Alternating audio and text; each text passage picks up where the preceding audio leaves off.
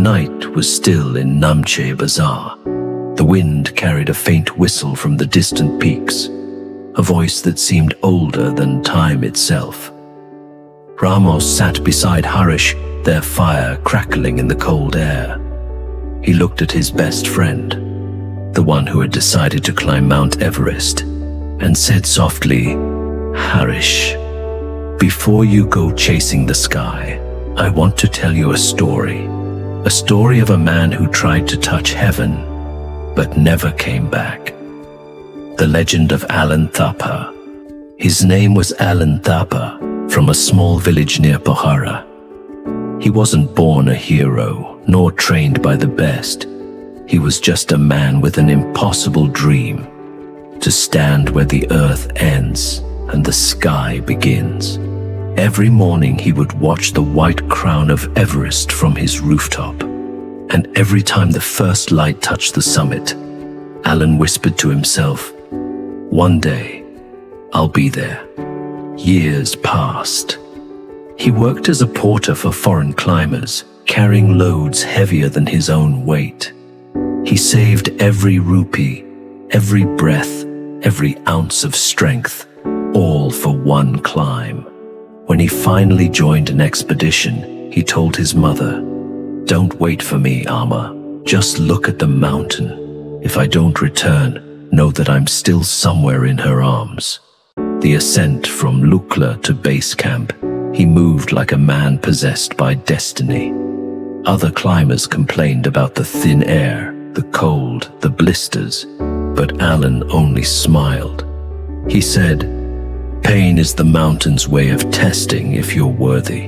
By the time they reached Camp 2, frost had eaten through his gloves. At Camp 3, his lips were cracked, bleeding with every word. Still, he refused to stop. At night, while others rested, Allen would unzip his tent, stare at the glowing peak and whisper, "I'm coming." When they reached Camp 4, the death zone, where even the air doesn't want to live, Allen's oxygen mask began to leak. The leader told him to turn back, but Allen's eyes burned with something else, a fire stronger than fear. He said into the radio, "If I go back now, I'll keep dreaming. If I go up, I'll become the dream." Then he stepped out into the storm. The final hours. The wind screamed like a living thing. Snow tore across the mountain like shards of glass.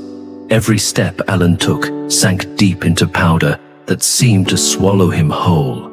He could barely see the ropes. The mountain was erasing everything, even the path back. But Allen kept climbing. He thought of his mother, his village, the children who'd wave when he trained by running uphill. He thought of how they believed in him, and that belief became his heartbeat. Hours passed. His oxygen was running out. He was only 120 meters from the summit, the distance between a legend and a ghost. That's when the wind hit.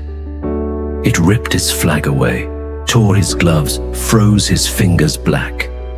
He fell to his knees, his face pressed against the ice, and in that moment, the world went silent.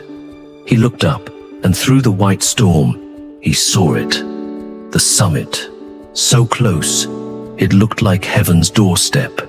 He smiled, and with the last of his breath, he whispered, "If I can't stand on top of the world, let me die facing it." The discovery.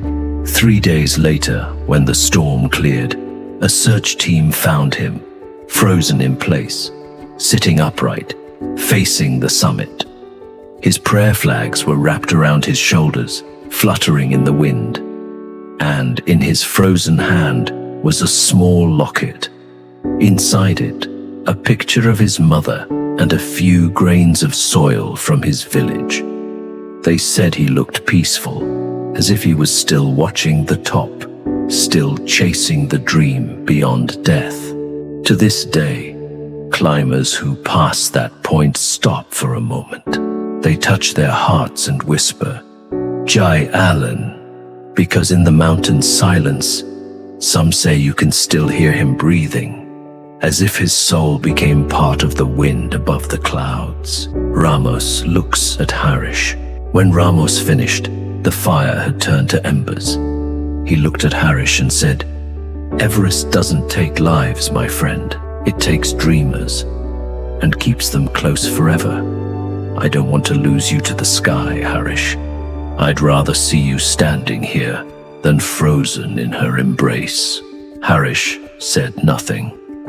He just looked up at the shadow of the mountain in the distance, and for the first time, the dream didn't look like freedom. It looked like forever.